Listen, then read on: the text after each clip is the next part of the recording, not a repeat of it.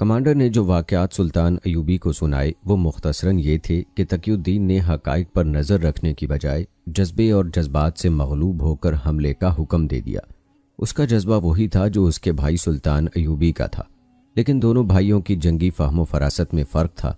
तकीउद्दीन ने जो फ़ैसला किया नेक नियति और इस्लामी जज्बे के तहत किया, मगर वो इस हकीकत को नज़रअंदाज कर गया कि दुश्मन पर सोचे समझे बगैर टूट पड़ने को जहाद या जंग नहीं कहते।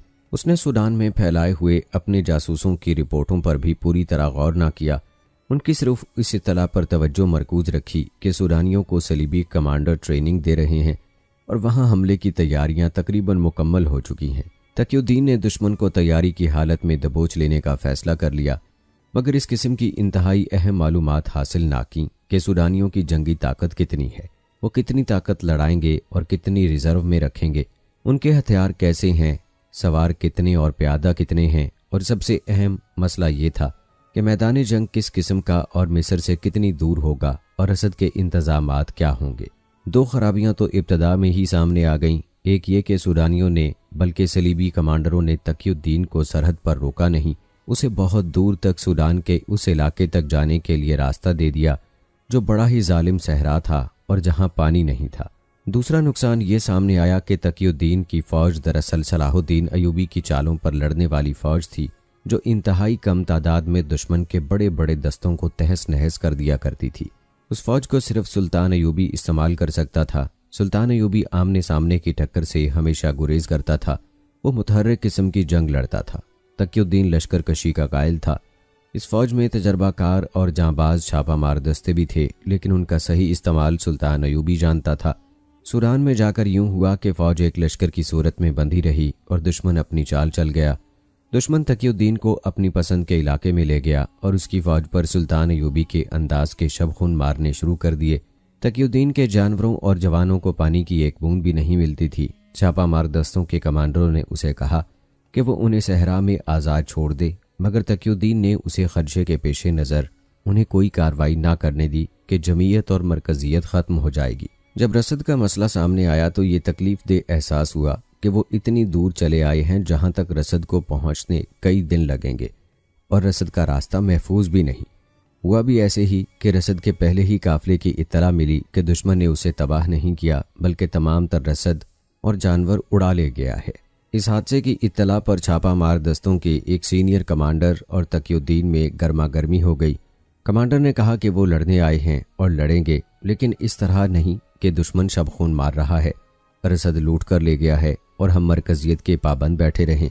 तकीउद्दीन ने हुक्म के लहजे में सख्त कलामी की तो कमांडर ने कहा, आप तकीउद्दीन हैं, सलाहुद्दीन नहीं। हम उस अज़म और उस तरीके से लड़ेंगे जो हमें सलाहुद्दीन ने सिखाया है।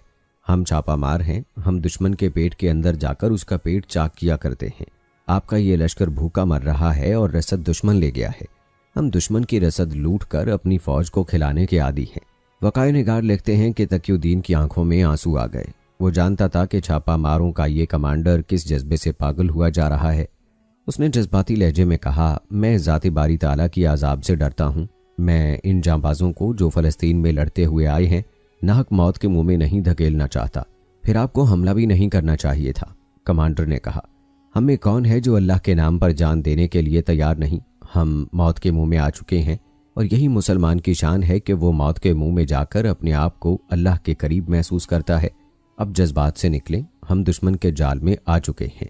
तकीउद्दीन कोई ऐसा अनाड़ी भी नहीं था। उसे सुल्तान अयूबी के ये अल्फाज याद थे कि अपने आप को बादशाह समझकर किसी को हुक्म ना देना और मैदान जंग में जाकर अपनी गलतियों से चश्मपोशी न करना।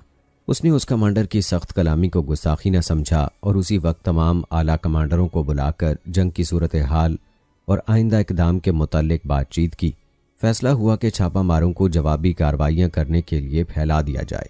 रसद के रास्ते को भी छापा मार अपनी हिफाजत में ले लें।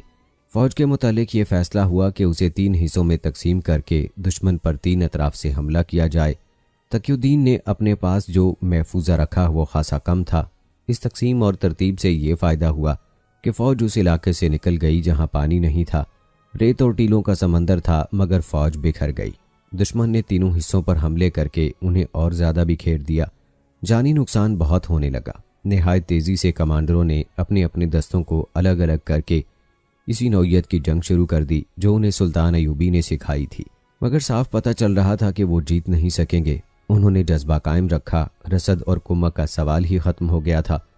वो शब खून मारते और खाने पीने के लिए कुछ हासिल कर लेते थे। छापा मार दस्ते निहायत जांबाजी से शब खून मारते, दुश्मन का नुकसान करते और जो हाथ लगता वो मुख्तलिफ दस्तों तक पहुंचा देते थे।